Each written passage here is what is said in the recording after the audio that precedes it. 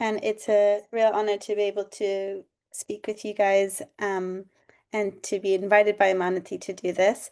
I've been watching all the amazing things that Amanati do, so it really is such an honor to be able to collaborate with them.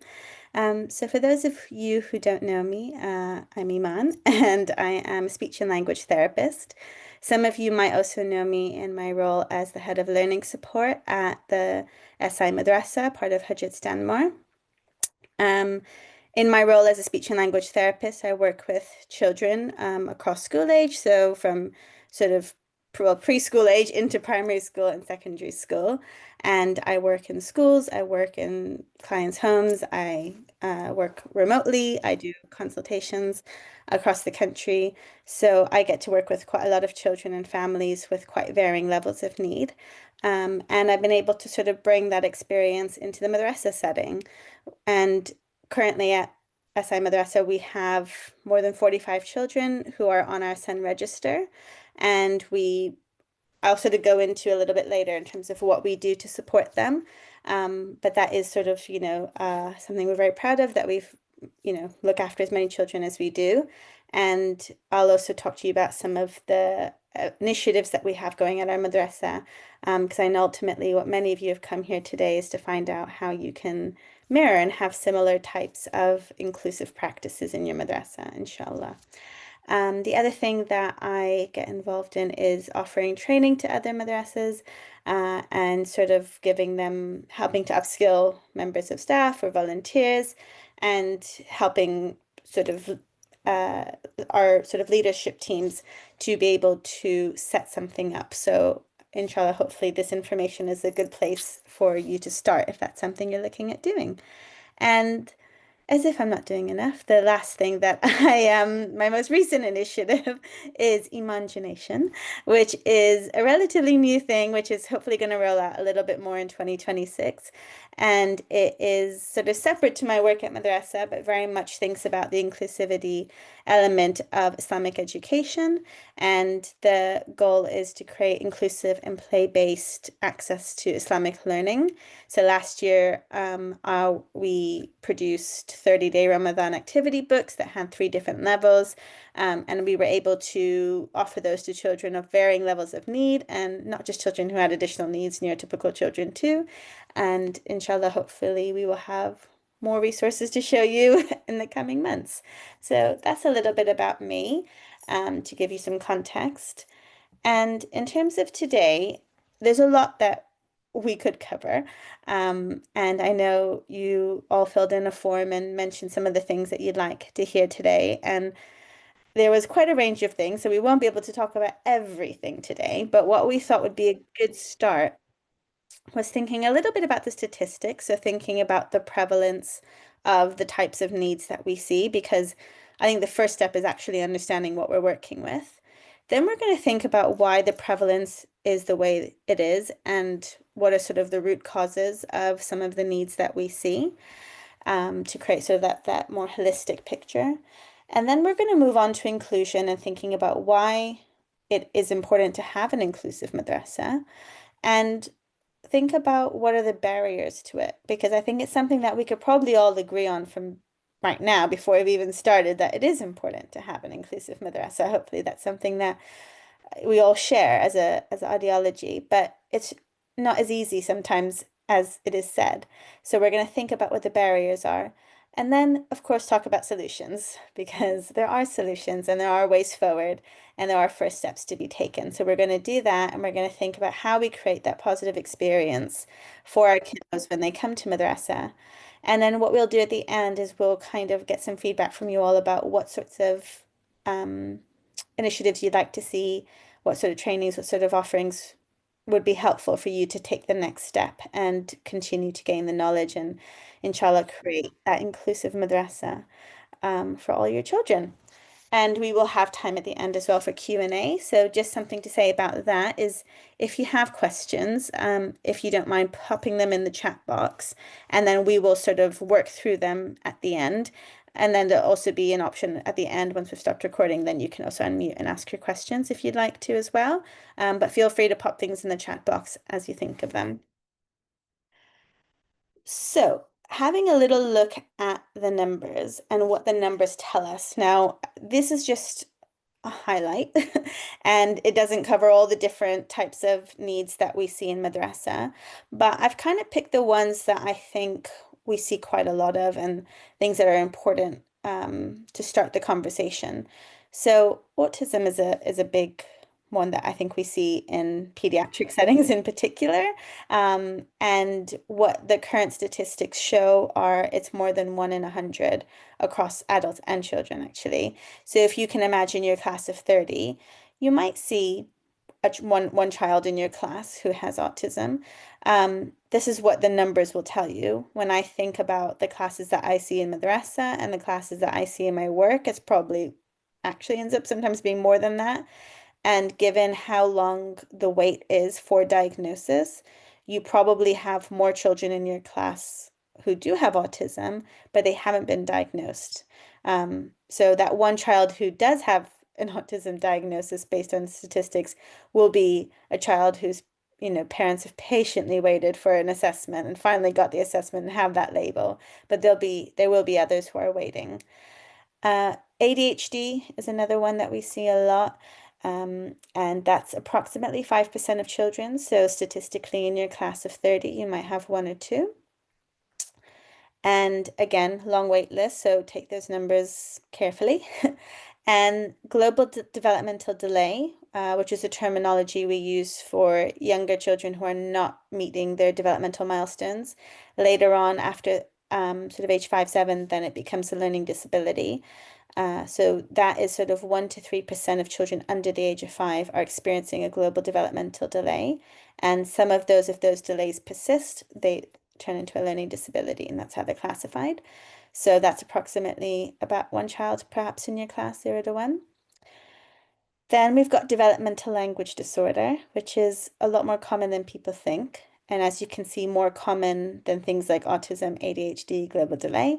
And that is 7.6% of children. So you statistically will have about two children in your class of 30 who have a developmental language disorder.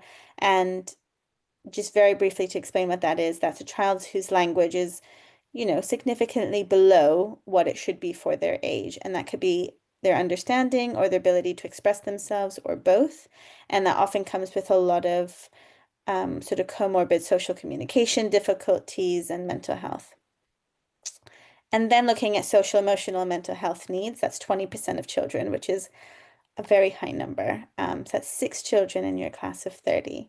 Now, there might be some overlap. It might be that some children have autism and they also have some social, emotional, mental health needs. But, if you look at these numbers in your class of 30, you could easily have 6 to 10 children in your class that have some kind of additional need. And that's just the ones that we've highlighted that doesn't include things like children who might have a hearing loss or a hearing impairment, a sensory processing disorder, other developmental delays. So it's just important to be mindful that actually there is quite a lot going on for children, and it's more common than perhaps we expect. And when we think about the importance of inclusion, it's really important to bear these numbers in mind that we're not talking about a small number of children. We're not asking and encouraging madrasas to create initiatives for the sake of a couple children. We're saying there's actually quite a lot of children who would benefit.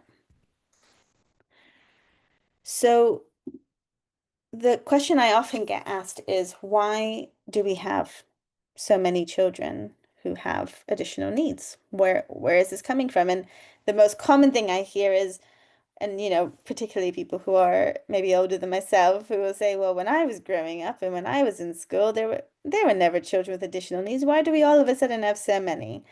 And the first answer to that is, well, we know more. We understand more about the brain. We understand more about development than we used to. So that is why prevalence will have gone up, because we understand things better. And there's kind of it's a very multifaceted image in terms of what causes a lot of these conditions, and not everything has a cause that we can really pinpoint.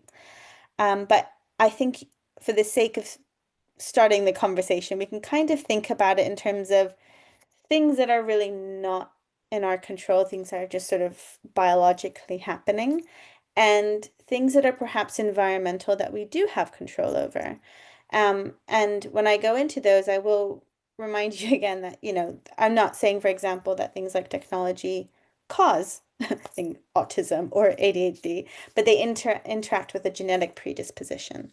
So when we think about things that are maybe less in our control, or things less, or things that we can change, we can't change as easily, I should say, is thinking about the sort of biological and genetic factors. So for example, when you have conditions like Down syndrome, right, that involves that extra chromosome, they will then present often with co-occurring learning disabilities, and learning delays perhaps. And something like Down syndrome is quite a spectrum, so it impacts people differently. But there is that sort of genetic root cause that we can go back to, and that's the same for other sort of genetic conditions where there's a chromosomal difference, for example, or a mutated gene. There are also health conditions that are hereditary, and they can correlate with cognitive and learning challenges. So again, very much a biological genetic cause. And then when we have disorders like neurodevelopmental disorders like autism and ADHD, the genetic influences are strong. And when you look at the research, there is a high rate of heritability, but it doesn't tell the whole story. It doesn't explain everything.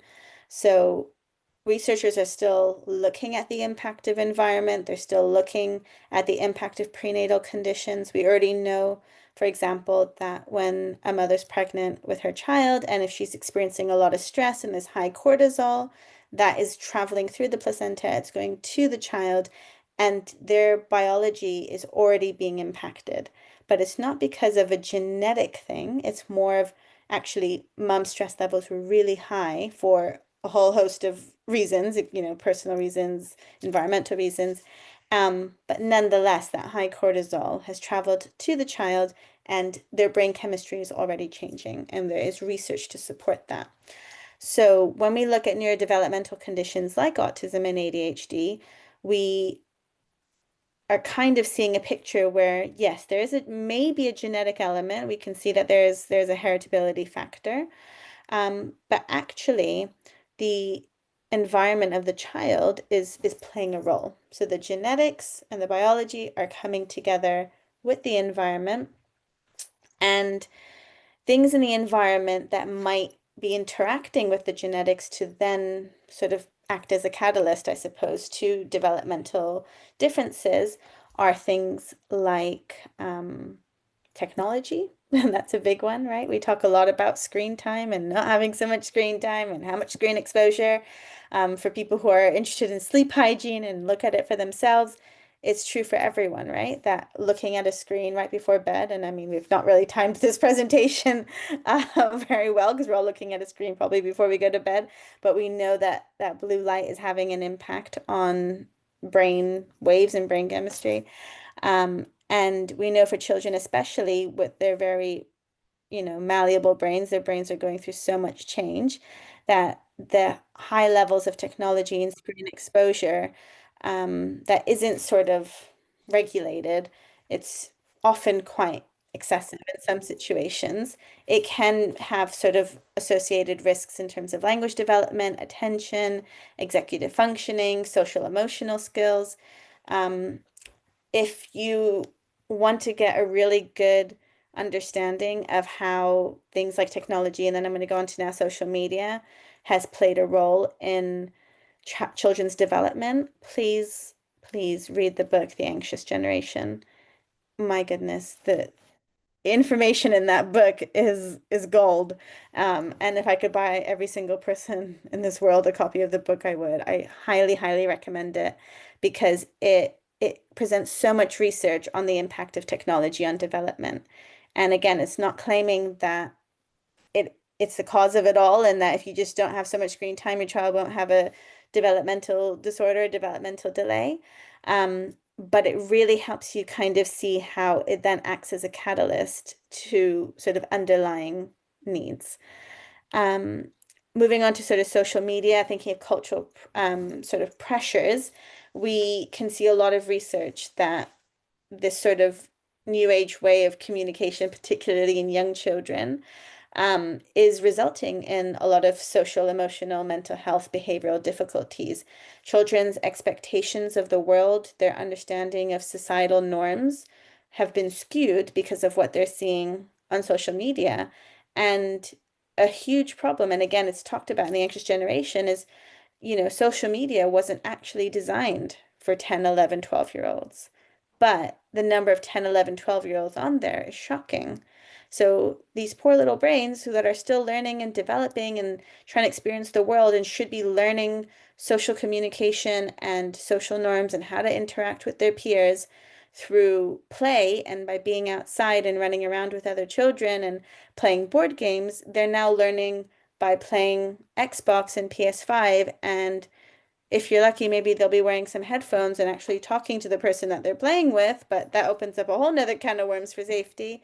Um, but actually, the way that they're socializing has completely changed for so many children and from such a young age. So that is inevitably going to impact their development. It's inevitably going to impact the way that they socialize and interact with the people around them. And then we have COVID. And I think people who work in education and clinicians, allied health professionals, I think we can all agree that we knew when COVID happened and we went into lockdown and children stopped going to school. We knew we were going to see the impact of it. And there are studies that are ongoing that are looking into the impact of COVID and the lockdowns we had, the impact of the pandemic on in terms of the stress on families and interrupting school and the mental health, the social isolation. I think it was last year, the last cohort, the children who started reception last year, basically, they were the children who were literally born in lockdown. And whilst the research hasn't been published yet, because obviously research takes time to come out, I can tell you anecdotally that it was a very different cohort of children that we had. And the range of needs we had and that we have this year and that we're even seeing in the slightly older years, like year one, year two, year three, it's different. You can see the impact of the social isolation and the stress and how it's impacted children. And what we don't know yet is whether this is sort of a long-term upward trend and have has the changes that have happened, even though we're obviously not living in a lockdown anymore, what we don't know yet is whether the changes that have happened in society, whether that means we're going to continue to see an upward trend, or is it kind of a blip almost, and that actually we had this spike of children and with additional needs, but actually now that life is not in a pandemic, we're not in isolation, maybe those needs will come back. We don't really know yet, but what we do know is that there are significant changes to society since COVID. And the way that teaching happens, the way that children are playing has changed hugely. And all these things will impact development. And yeah, so that's just kind of in a nutshell. I think, the things that impact prevalence you could talk about for a whole day, but hopefully that gives you a little bit of an idea of how complex the situation is.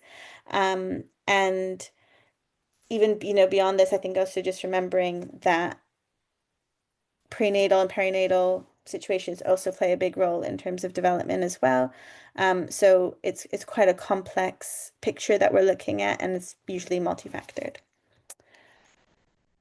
So we're going to do something a little bit interactive, and I'm going to ask Zahra, maybe, do you want to share your screen, Zahra, for this? Yeah, I'll share my Yeah. screen. Yeah, so we want to get an idea of why you think we need inclusion and really start thinking about what are the benefits of inclusion? Why do we need it? What responsibilities do we have? And we just want to start getting your thoughts. So Zahra's going to show probably, I guess, a code of some sort so that you can log onto your devices and give us some of your feedbacks and some of your thoughts. And then I will share with you what we've got from parents.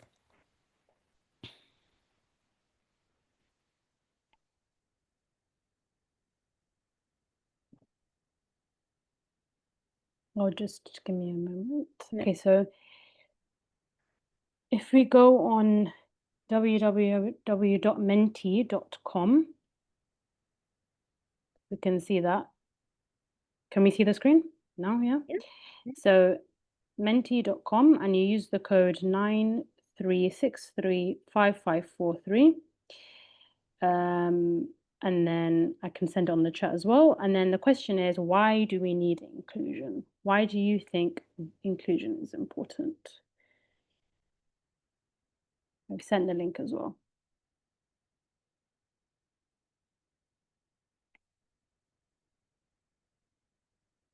Hopefully we should start seeing words appearing here.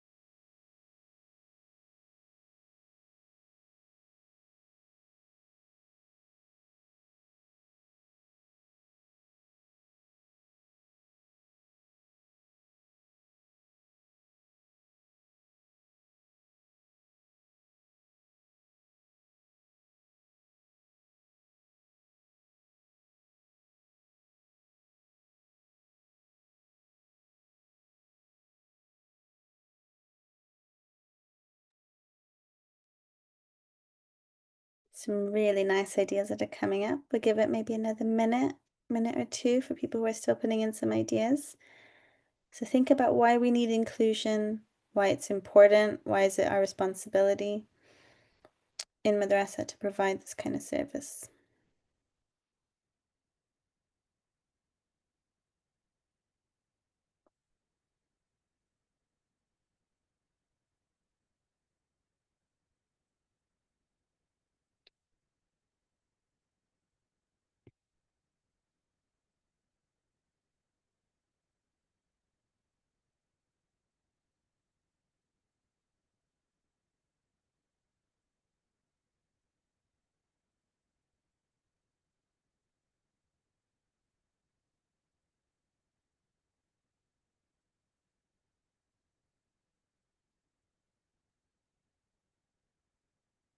Okay, so just as these are kind of coming on, I'm just gonna start having a look at some of the ideas that you guys have put because there's some really, really good ones on there. So one of them, well, I think it's mentioned a few times in different ways, but there's this idea that it's the only way to progress. It's the natural sort of next step that we need to take as a community. And I think until we kind of tap into our children with additional needs and creating that inclusive space, we're always going to have a segment of our communities that are not accessing Islamic education. And the words all keep moving around, but I'm sure it says it somewhere about, you know, yes, I think it says something about it's a fair opportunity to thrive, right? And it's so important for us to remember that when it comes to Islamic knowledge and it comes to children learning about Allah, learning about His mercy, learning from the stories of our Prophet and our Imam, um, it's not a privilege to necessarily be able to access that knowledge. It's something that is that child's right. Of course, it's a privilege to be a Muslim, and we're so proud of being who we are, but it's not a favor that we're doing by educating the children, right? If we're going to educate the neurotypical children, and we say that actually, our child has to go to madrasa, of course they do. They need to learn these things. They need to learn to pray. They need to learn about their wajibat. Then the children of additional needs have the same right. Maybe expectations for some children differ because of their needs, and Allah being so merciful has shown us that. But that doesn't mean that they don't deserve every opportunity to be able to learn and to be able to access that knowledge because And I hear this so much from parents of children with additional needs that they always, so many of them say, I think my child's closer to Allah than I am. They have this deep, deep connection that we can't even put into words. But you can just see when you tell them the stories and when they recite their du'as, I've got children who are effectively nonverbal in that they don't communicate any functional need, but they're reciting surah after surah after surah because they've heard it and they've memorized it. And the sound of the Quran is so powerful for them. So when you think about the fact that they have this way of tapping in to Islam and tapping into the knowledge, it is our responsibility to create that space. It's not a choice about whether or not we create that extra space for them.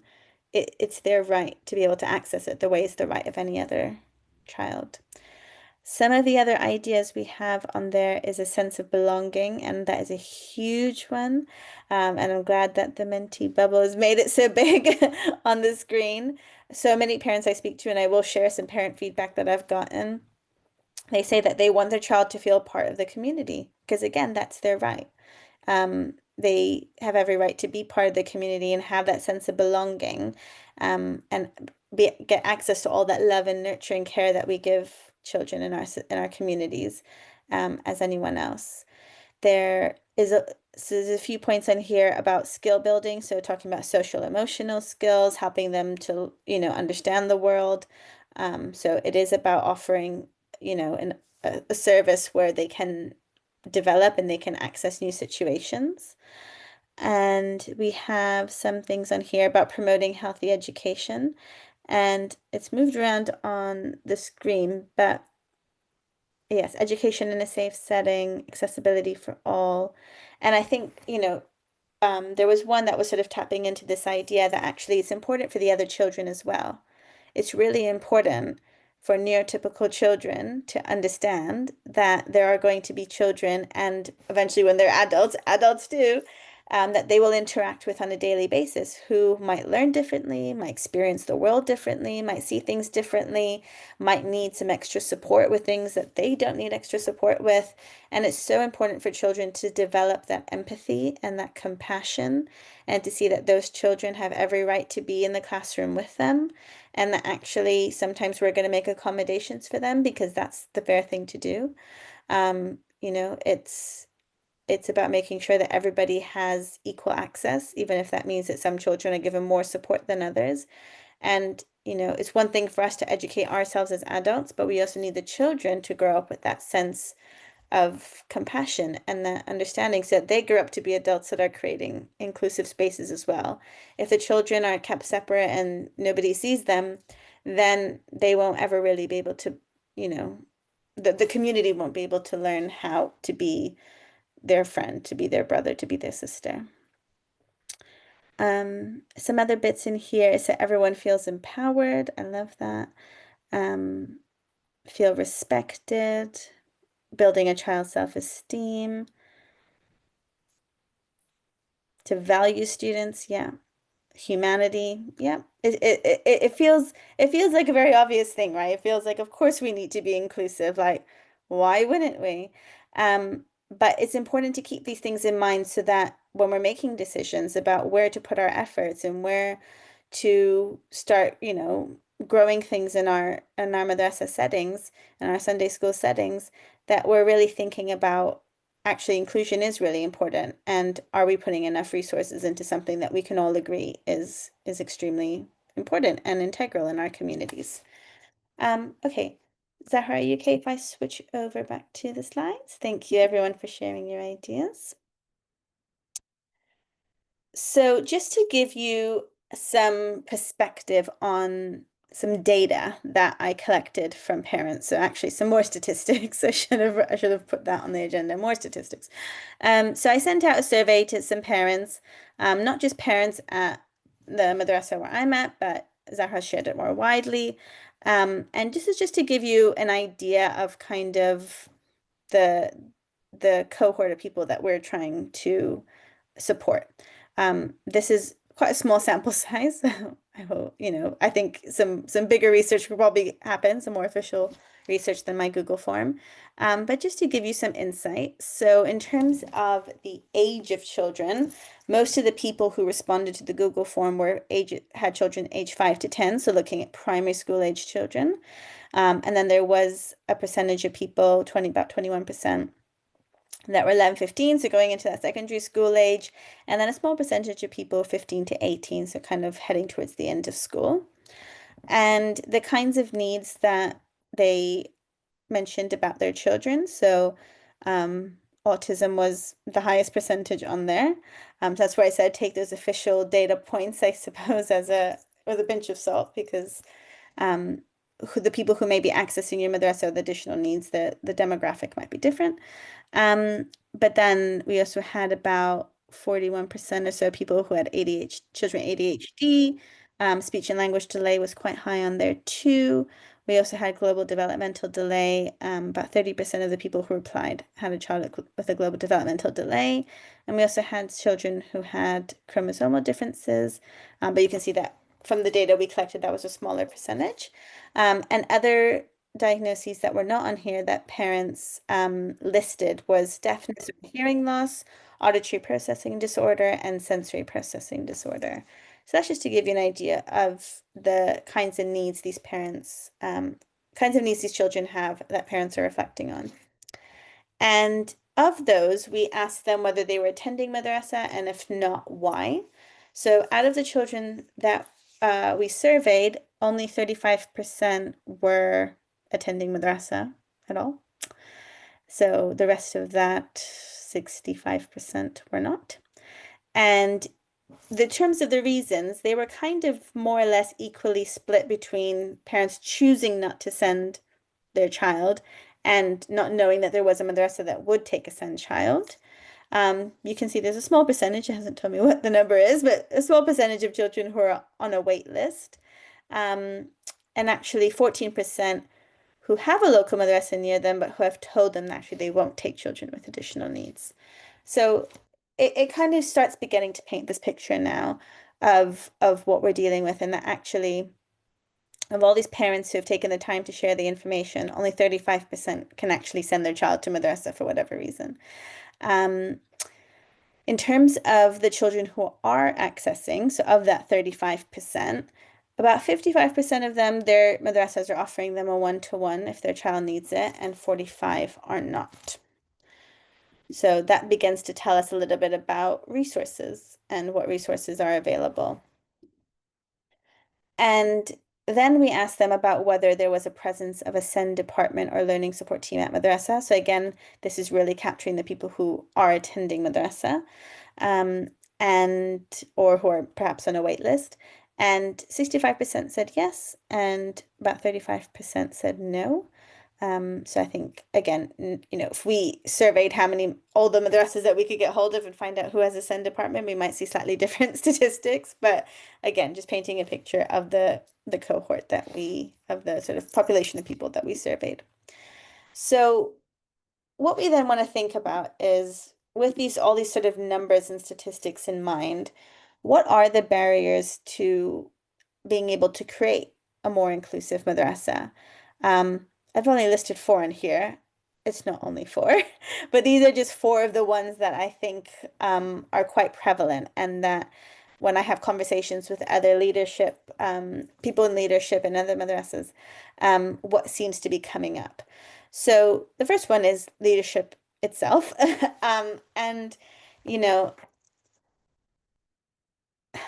I've been very, very lucky in the role that I'm in because our leadership team and our management team have always valued learning support and providing an inclusive space long before I came into my role. And that means that I've sort of been able to do the things that I've done successfully. But without having those values in the management team, it could be very, very difficult to be able to create the kind of inclusive madrasa that we would love to see all, organizations having.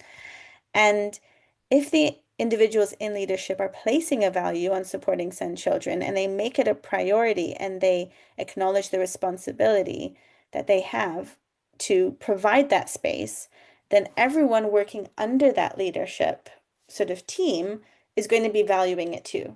Because if your principal or whoever your sort of head of, madrasa is always talking about how can we make this more inclusive? How can we bring this Sen child into madrasa? What resources can I get you so that it'll make it easier for you to have this child in your classroom?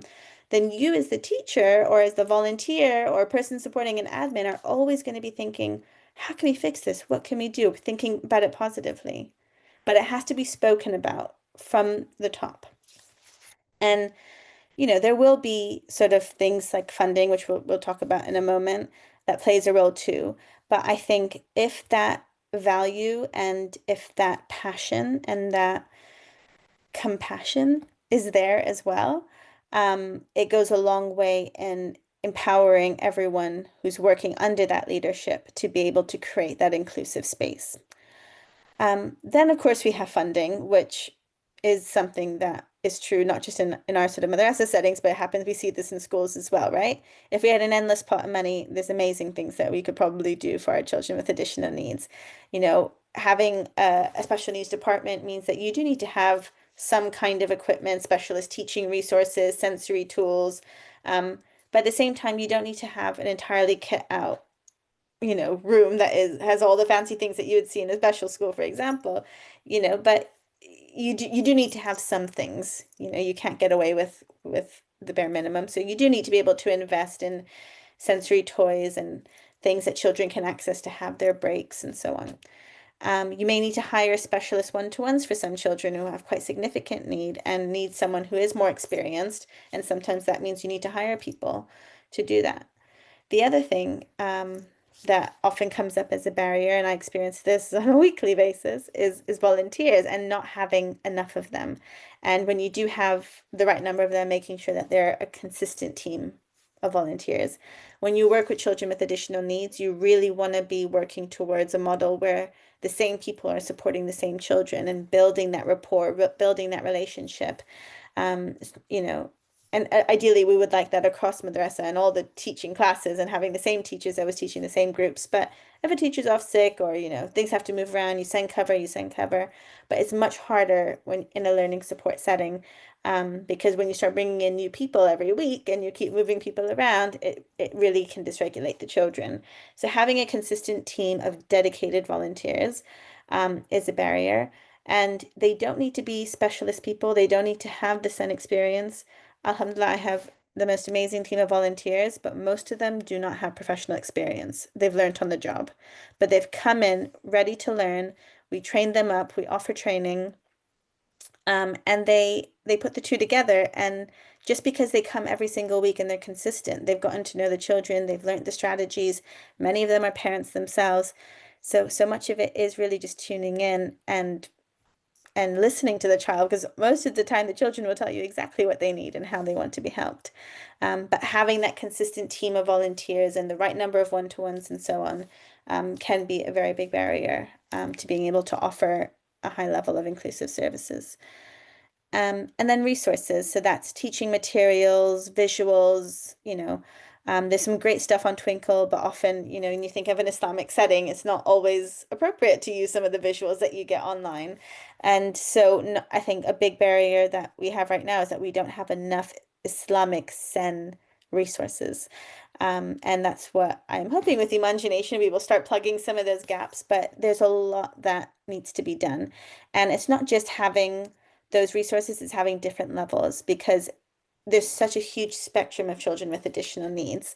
So it's not just saying, oh, well, here's a lesson plan for Prophet New that's been differentiated for children with additional needs. Actually, we need about 3 or 4 different versions of that, because there's children along the spectrum, and some need something so simple, so very basic, very play-based, sensory, literally teaching them one word. And you have children on the other end who actually could take in a lot more of the story, but they just need it to be presented in a different way. So having a range of resources is a big barrier right now that we just, there's not a lot of it out there yet. But having said that, there's a lot of great stuff out there. So it's not that we don't have anything. Um, Now, when we asked parents what they felt the barriers were, some of the things that they came up with was a lack of awareness in volunteers, politics, which I think probably goes across the board in all different cultures and all communities.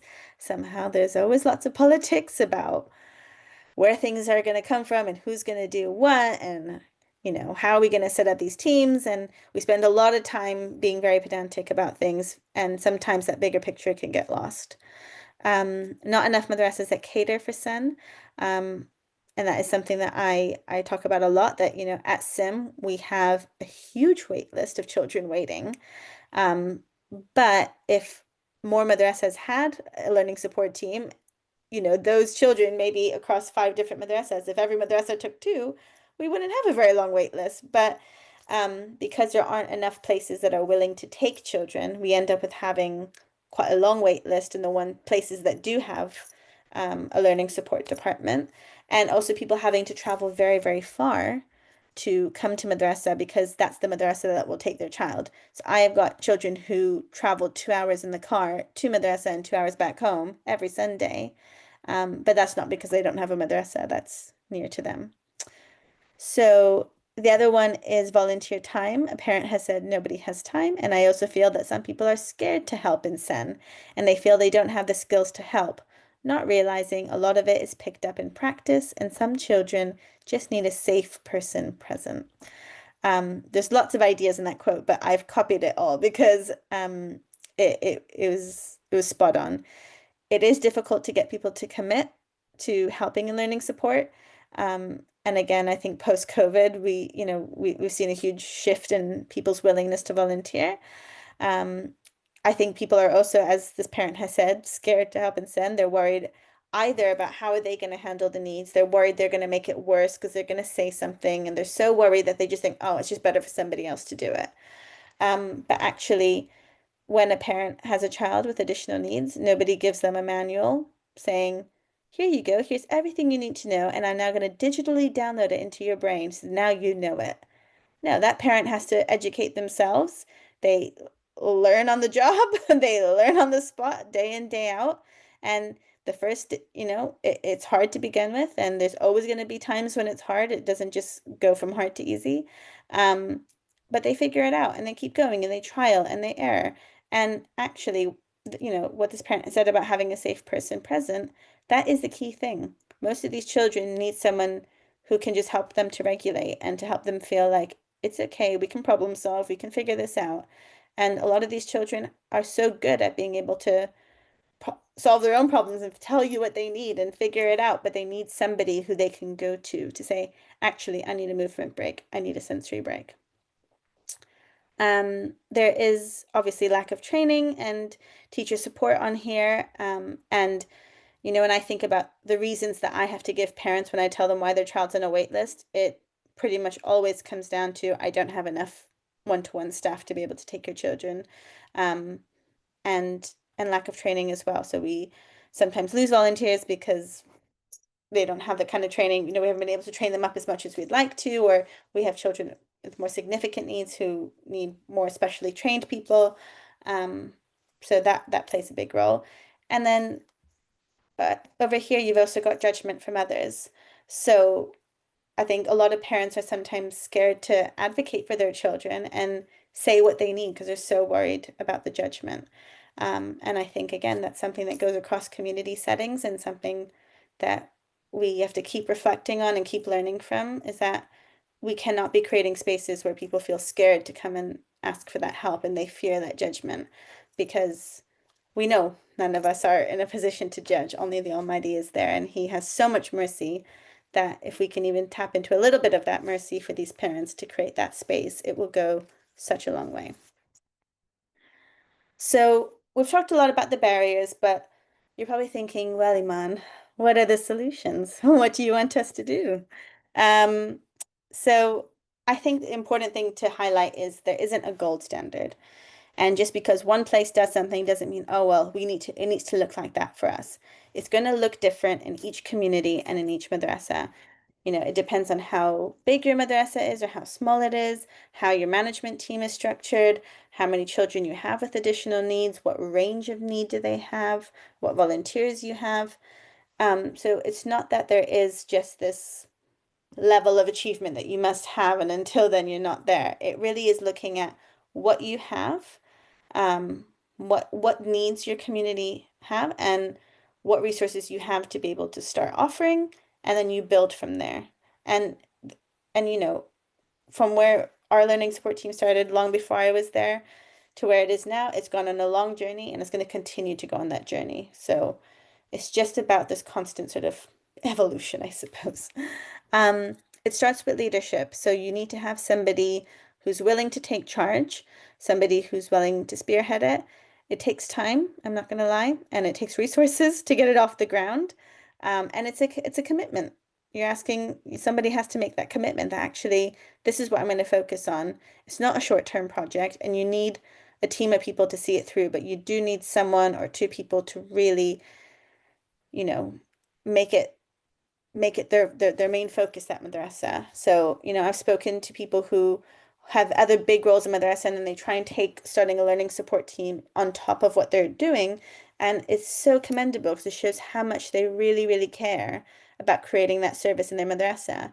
But when you look at the number of children that you're potentially going to be having in your madrasa who have additional needs, you need someone whose only job is to think about those kiddos and has then had that headspace to be like, this is what they need, and I'm going to go to and advocate for them and not be wearing too many hats at the same time.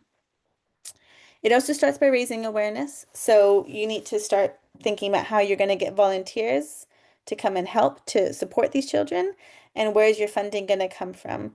But this starts with knowing who your son community is. So doing some research, finding out what kind of needs do the children have at madrasa? What are the needs of the children not coming to madrasa? Right? Because if historically you've not been taking children who have additional needs, then you won't be having the statistics inside madrasa. You need to find out the people who live in my area who would typically attend madrasa but are not, why are they not? Why are some children coming to madrasa but their brothers and sisters are not coming to madrasa? So it's really trying to do some wider research around, you know, what are the demographics? What kind of needs are there? Who's coming, who's not coming? Why aren't they coming? What kind of support would they need if they were to come to madrasa so that you can start using that to build your framework? And I think the key thing to remember is that it's not a choice whether you decide to make your madrasa have a SEN provision.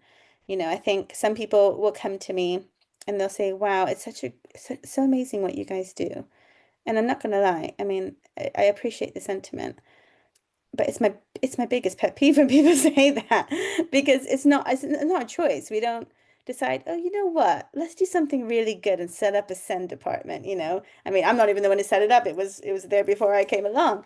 But it's not a choice of like, yeah, let's keep doing it. No, it's a responsibility. It's something that we have to provide for these children. The same way we have madrasa lessons for children from the age of 5 because we know we want to get them in early. We want to start teaching them Quran.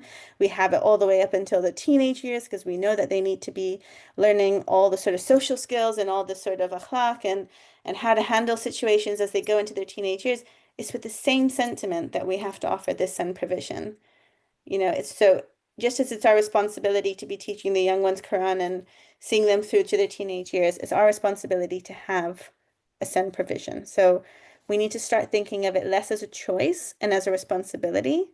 And if we don't have a send provision, and it doesn't have to be a huge one, you start small, but just remember it's a responsibility. So if it's not there yet, then it's a problem that needs solving. And that's the way you kind of need to think about it. All children have the right to learn about their faith. We talked about this earlier and be part of the community. So start small, but at least start and start. Because once you start and you start doing small things, people will start approaching you and saying, oh, I heard that you started a little nurture group and it has 2 children. Are there other children that might like to join? Or is there something I can do to help you? Or, oh, I know somebody who might be able to help. But until you start and you start planting that seed and you start creating that visibility, those people won't know to come to you because they don't know that you're trying to do this. So, one of the things that came up a few times, I think, in the forms that were filled in by people attending today was they wanted to know how SIM got to where it is. And as I said, I'm not the one who started it. It was started by some lovely people many years before I did. And it started out very small. And it grew and it grew and it grew. But to give you an idea of where we are today, I suppose, this is what we kind of do when we get children who have additional needs, and we're notified that actually there's a child with additional needs and they would like to attend madrasa. And they apply the same way that everyone else applies to madrasa. So the first thing is a triage, and that's me calling them up and having, a 15, 20, 30-minute phone call sometimes, taking lots of information, finding out who they are, what kind of needs they have, what support are they getting in school, what works for them, what doesn't. Do they need a one-to-one? Are they okay on their own? Sometimes needs are quite mild, sometimes they're more significant. And I kind of just figure out, you know, do we have the resources to be able to take them right now? And if the answer is yes, then I create a care plan. And either they go into a mainstream class as they would in school, and maybe if their needs are mild and they don't need a one-to-one, then that care plan will go to the teachers, and that has a list of strategies that tell the teacher sort of how to support that child. What does the child like? What do they not like? What are their triggers? How can you support them? And for the children who actually they would need a one-to-one, or maybe there's a few children in that class and they could use a shared sort of learning support assistant, then we put that in place. For children who have more significant need, who need a more play-based way of learning, or the traditional teaching methods don't do well for them, we have something called our nurture group, which we're so proud of that because it's grown from 2 children to 14 in the last 5 years. And it's really beautiful what it's turned into. But of those 14 children, there's 2 small groups of 7. We've split them by ability, and it's a fully play-based, sensory-based, craft-based, fun way of learning about Islam. And we really focus on the key concepts and how it applies to their lives. And we have a range of needs in the class. They're not all the same, but we have a blast. It's a lot of fun. And then we have our BSL signed class. So for children who are deaf or have a hearing loss or hearing impairment, and they might have an interpreter go with them into a mainstream class, or sometimes we have them have their own class with someone who teaches in signs at the same time. And then we also have one-to-one classes. So children who have quite significant need and wouldn't even be able to attend our nurture group because they wouldn't be able to cope with being with so many, 7 other children, then they come in for a shorter period of time, maybe an hour and a half, excuse me, and they will have one teacher who does some activities with them. And so it's a shorter day, but they get that sort of undivided attention. And we really followed their pace. We followed their level and what mood they're in, and what they're happy to do that day. So that's kind of how we have things split. And then you will see we do have a wait list. So at the point of triage, if I find that the level of need um, is something that we can't cater to right now, which is usually because we don't have enough staff. So either there's no space in the nurture group if they need the nurture group, or I don't have a one-to-one and they need a one-to-one, then they go on our wait list until there is a space. And then we have services that are sort of there across the madrasa setting. So we have send coffee mornings, and we open those up to parents on our wait list as well. So whilst they're waiting for a spot, we're still providing them that support. And also, of course, to all the parents of children who are in madrasa. Sometimes their special needs child is not actually attending madrasa because they're older or because they've chosen not to send them. But they might have their, other children attending madrasa, but they come to our coffee mornings for support, and we try and have different speakers. So we've had scholars attend, we've had Rabab from Young Mindfulness attend, we've had a nutritionist attend, just talking about relevant things to parents who have children with additional needs. And what's so great about that is not only are we, able to have speakers come in, but parents get to meet other parents who are in a similar boat as they are, and the amount of amazing knowledge that gets shared and information sharing that happens in these coffee mornings, it's amazing. We have inclusive iftars. So for 2 years running, and inshallah, hopefully this will be our third. In Ramadan, we do an iftar where we invite parents and families of Sen children, and they come with their siblings and parents, and the parents have a space where they have their own sort of parent discussion circle, and then we have a huge team of volunteers who look after the children for the whole night so parents can eat iftar in peace, socialize with the other parents, and then we have a whole circuit of activities that the kids get to do. So that's something that is always a big hit. And I think both years we've had close to 100 people attend, and we use Hujjat Hairfield, so it's quite a big space. Everyone gets like spread out, and it's not too overwhelming. But you can see there's a huge uptake in that type of thing. We have something called Celebrating Awareness Day. So it's kind of, I guess, in the name that we um, are educating other children about different types of additional needs. And we do this, historically, we've done it in sort of class three, class five, and now we're doing it in older years as well. And that's just educating them about how to be a good friend to people who have additional needs.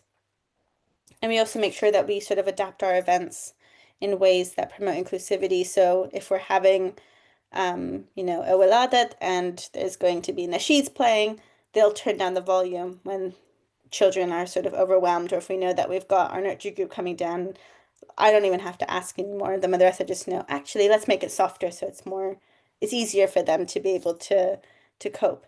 So just creating those sort of adaptations sort of throughout the madrasa environment. Um, so yeah, so that's kind of where we're at the moment, and there's still a way for us to go. But this hopefully gives you a little bit of an idea of, you know, what a framework could look like in terms of a learning support team. And the last little thing I just want to touch on very briefly, because I want to leave enough time for questions, is how do we create a positive experience? So I think the things to think about are making sure you have care plans. So documents that document sort of children's needs that can be shared with on a needs to know basis with other members of staff and volunteers.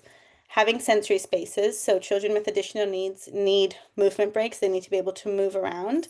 And they need to have different kind of sensory materials and tools and experiences to be able to regulate. And they all like kind of different things. So, things that have lights and things that have different textures and things that they can squeeze and things that they can throw. Having just open space that they can run around a little bit and let off some of that energy. Having multisensory learning. So making sure that, it's not all just talking to children, but actually getting them actively engaged and touching things, feeling things, and experiencing it. Having a buddy system works really, really well. Pairing up children, a child who might have some kind of additional need with a more compassionate child who, there's always a bunch who are very friendly and they're very understanding and happy to go to slower pace to accommodate their friends. So budding children up is so good. Um, Having the resources ready to go, having a range of books and toys that will help you to create a more inclusive learning setting. Empathy is a big one. I think sometimes just taking a minute to step back and actually think about who we're working with and who we're trying to serve, and really understanding the experiences, giving parents a space to talk, it creates that sense of empathy and allows us to then create that positive experience because we're listening to those parents, we're listening to those children. Having inclusive events, so again, that people feel comfortable, they feel welcomed at our settings. Having a structure and a routine. Children, I think all children really, but especially children with additional needs really thrive at routine and predictability. So having that structure is really useful so that they can stay regulated. And it also helps the people who are supporting them to understand what to expect next as well. And finally, I think adjusted expectations. And I always, whenever I bring children to madrasa for the first time, I always ask parents, what is your expectation? What would you like your child to achieve? Because sometimes we think we know what they should achieve by the end of the day, and we create such a high expectation, and we set the bar so high that inevitably we feel like we're not achieving what we're meant to achieve. But actually, adjusting your expectations and think that actually for a lot of them, it's about having a good day at madrasa. And I think I might even have a slide, yeah, that some of the things that parents are actually asking for is for their child to have a love for Allah and the Ahlul Bayt, something so simple like that, to not feel left out, to be able to have friends, to be able to understand right and wrong, basic actions of Salah. They don't know, they're not all saying that they all need to read Salah perfectly, but they just want to be able to follow along. Um, they want to have dedicated sense spaces. So really finding out what parents are asking for so we have the right level of expectation allows that threshold for success to be that much greater. Um, okay, you've probably heard me talk enough, and I probably rambled on for about an hour now. So I'm going to hand over to Zahra.